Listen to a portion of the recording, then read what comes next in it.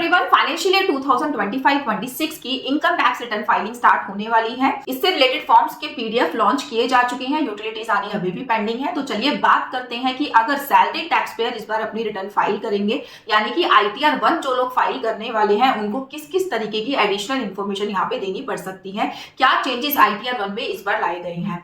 तो number 1 change आपको देखने को मिलेगा कि अब आप 2 हाउस प्रॉपर्टी की इनकम को इस फॉर्म में डिस्क्लोज कर सकते हैं। इससे पहले क्या होता था, एक से ज्यादा अगर आपके पास हाउस प्रॉपर्टी होती थी तो आपको ITR 2 में अपनी रिटर्न फाइल करनी होती थी। अब अगर आपके पास 2 हाउस प्रॉपर्टी है तो उसकी इनकम आप ITR 1 में ही डिस्क्लोज कर पाएंगे।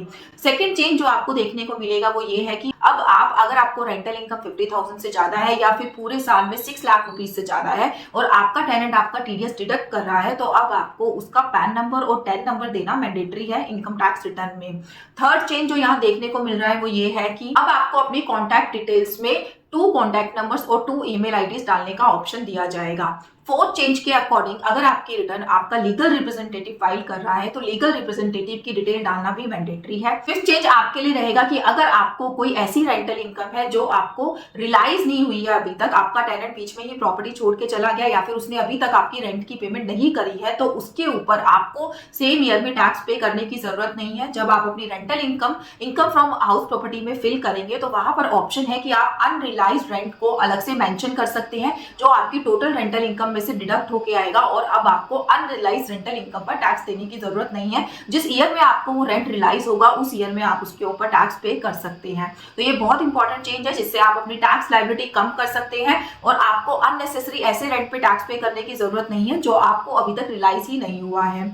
नेक्स्ट इंपॉर्टेंट चेंज जो आपको इस रिटर्न में देखने को मिलेगा वो ये है कि अब आप अगर अपनी पॉलिटिकल पार्टी डोनेशन से रिलेटेड या फिर डोनेशन से रिलेटेड 80GG या फिर 80G में रिडक्शन क्लेम करना चाहते हैं तो आपको पॉलिटिकल पार्टी का पैन नंबर, पार्टी का नाम, एड्रेस और आपने जिस भी मोड से पेमेंट करी है वो पूरा ID वहां पर मेंशन करना होगा। Same in case of 80G and 80GGC। ये डिपार्टमेंट को हेल्प करेगा रिटर्न के वेरिफिकेशन के टाइम पर ही ये पता लगाने में कि आपकी जो डोनेशन है वो वेरीफाइड डोनेशन है या नहीं है। लास्ट और मोस्ट इंपॉर्टेंट चेंज जो इस रिटर्न में देखने को मिल रहा है वो ये है कि जैसा कि लेटेस्ट बजट में ये अनाउंस किया गया था कि अब आप रिवाइज रिटर्न 31 दिसंबर के बाद भी कर पाएंगे, लेकिन आपको उसके लिए एक्स्ट्रा पेनल्टी पे करनी होगी। तो उसके लिए एक एक्स्ट्रा सेक्शन लॉन्च किया गया था, वो है आपका 234I। तो जहां पर हम 234F की पेनल्टी मेंशन करते हैं वहां पर एक एक्स्ट्रा आपको सेक्शन देखने को मिलेगा 234I। अगर आप अपनी रिटर्न 31 दिसंबर के बाद रिवाइज करेंगे तो वहां पर आपको जो एडिशनल पेनल्टी पे करनी पड़ रही है उसको आप 234I में मेंशन करके अपनी रिटर्न को फाइल कर पाएंगे। तो ये थे छोटे छोटे बट मेजर चेंजेस जो इस रिटर्न में आपको देखने को मिलने वाले हैं। इसी तरीके की अपडेट्स के लिए टैक्स बूथ को फॉलो करते रहिए। Thank you.